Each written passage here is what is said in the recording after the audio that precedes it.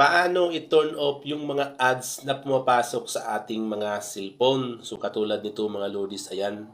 So marami po akong nare-receive na ads notification katulad nito, ayan. Napakarami po yan mga lodis.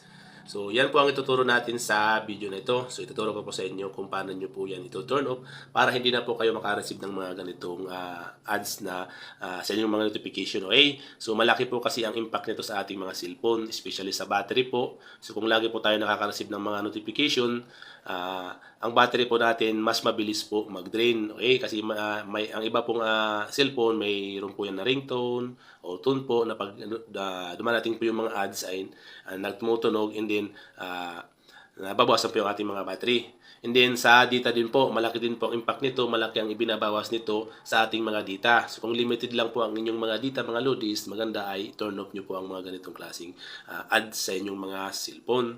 So napakadali lang naman po nito mga lodis gawin. Siguro marami na po sa inyo nakakaalam kung paano po i-turn off ito. So para po dun sa mga hindi pa nakakaalam kung paano po i-turn off ganitong mga ads, so ipalo nyo lang po ito mga lodis. Okay? So katulad dito sa akin, so notification po ito, ayan. Napakarami po mga lodis.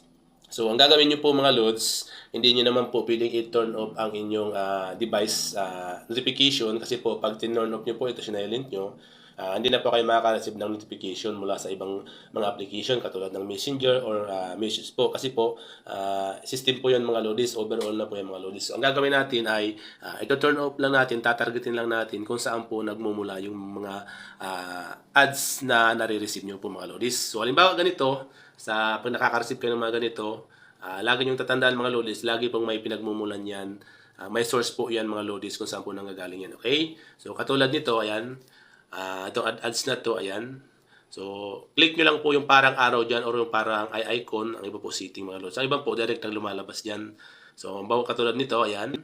So, kung makikita nyo dods, nagmumula ito sa Share It apps. Ayan. So, nag-download kasi ako ng Share It apps kanina. So, marami pumasok agad ng mga ads sa aking cellphone. So, ito naman po, ayan, ito sa Shopee katulad ng ganyan, mga lodis. So, ayan, marami po yan, mga lods. Ayan. Ngayon, ang gagawin nyo po, mga lods, ganito, hanapin nyo ang setting ng inyong cellphone. Ayan. And then, pagdating po dito sa setting ng inyong mga cellphone, lagi po yung may search bar or search button, i-search nyo po ang apps. And then, lalabas po dyan mga lodis, yung app, ayan. So dito, hanapin po natin dito kung saan po naka-download yung ating mga application sa ating mga cellphone. So sa iba-iba po kasi ang setting ng ating mga cellphone mga lodis. Sa akin, andito po siya sa all apps, ayan, or dito sa installed apps. Click lang po natin or i-open. And then, andito po siya sa app list, ayan. So dito po sa aking cellphone sa app list, makikita nyo dito lahat ng mga application na naka-download sa inyong mga device. Ngayon mga lods, hanapin natin kung saan po nagmumula yung tinignan natin kanina. Share It po yun. Ito. Ayan, Share It. So ngayon, hanapin natin dito yung Share It application. So ito na siya mga lodis. Ayan, Share It na to. Ngayon, i-click po natin itong arrow na to or yung setting na to dito.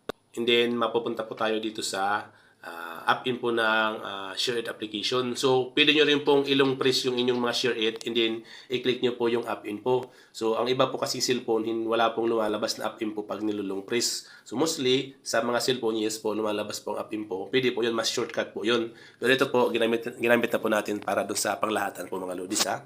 So, ngayon, dito na po tayo sa apps kung saan po nagagaling yung ating mga ads. Ngayon mga lodis, ang gagawin po natin, hanapin po nitong notification. Ayan, click natin yan.